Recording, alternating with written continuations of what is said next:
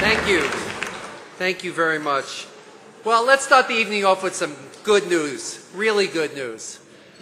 Just received some information last week from the Wine Market Council, just released, that more than 4,000 new retail wine outlets opened in the United States in 2009, and this is after attrition. So this bodes very well for our business in 2010 and reinforces America's position as the #1 wine market in the world. So, pretty amazing.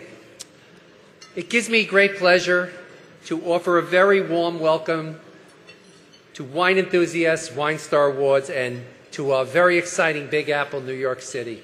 We're very proud of this city. Since this year marks the 10th anniversary of these awards, I wanted to step back for a moment, reflect on the past decade, and tell you what prompted Wine Enthusiasts to start them and what purpose they have served. 10 years ago, we found ourselves thinking that our industry affects millions of people, but those who are engaged in this business were not truly getting the recognition that they deserved. We realized it was not enough to give awards to the top 100 wines. What we really needed to do was to draw attention to the deserving people behind them. With Wine Star Awards, our sincere goal was to create an all-inclusive evening that represents and honors every part of the global wine business. This means shining a spotlight on the best wineries, importers, retailers, restaurateurs, as well as innovators and winemakers. Through articles in Wine Enthusiast print and online, and through introductions, videos, and acceptance speeches of our wine stars, each year we strive to give you a deeper understanding of who these stellar personalities are and what makes them successful. Tonight, I'm delighted that we have many past wine stars in the audience. I'd like to recognize them on our 10th anniversary. So let's start the evening off by asking them to stand and remain standing for one moment. David Tal. Please stand, David. Mel Dick. Joseph Gallo. Joe Gallo. Chris Indelicato. Bruce Hunter. Constantine Butari, David Trone, Ted Basler, Christina Mariani May, and Hiro Itanori on the way.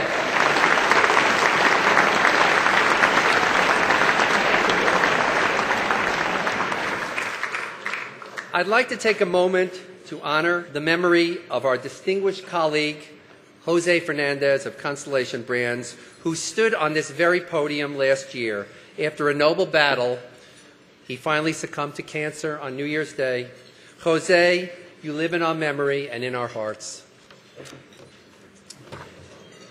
During this decade, we've honored people with business acumen as well as vision, such as Robert Mondavi, Ernest and Giulio Gallo, John Mariani, and Philippine Rothschild. But tonight, I'm asking you to consider the people who delivered these visions and strategies. Innovators in their own right, who brought the product from the wineries and distilleries to the markets of America. I am speaking of the wine and spirit distributors, the unsung heroes of our industry, the charismatic owners, winemakers, and distillers always get the limelight. But I think it's time to focus on the people behind the scenes, those that literally do the heavy lifting. It's with this goal in mind that tonight, on the 10th anniversary of our awards, we have chosen to focus the spotlight on the pioneers of distribution in America. This is the segment of the industry that not only puts millions of bottles of wine on tables all across America, but also helps to put bread there as well, by directly or indirectly employing hundreds of thousands of people.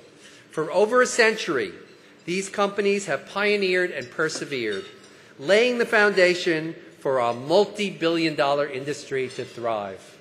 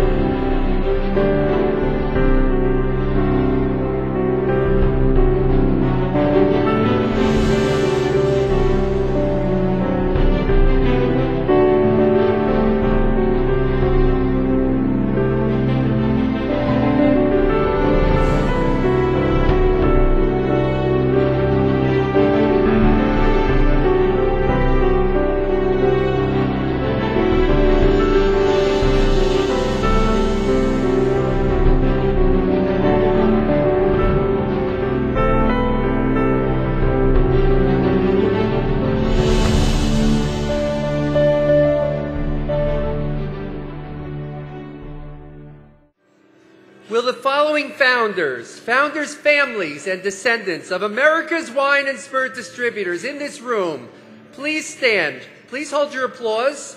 Harvey and Wayne Chaplin, David and Mark Taub, Charles Marinoff and Jay Herman, Dina Opici, Dina, come on, John Odom, Michael Glazer, Chris Underwood, Richard Leventhal, Jeffrey Altschuler.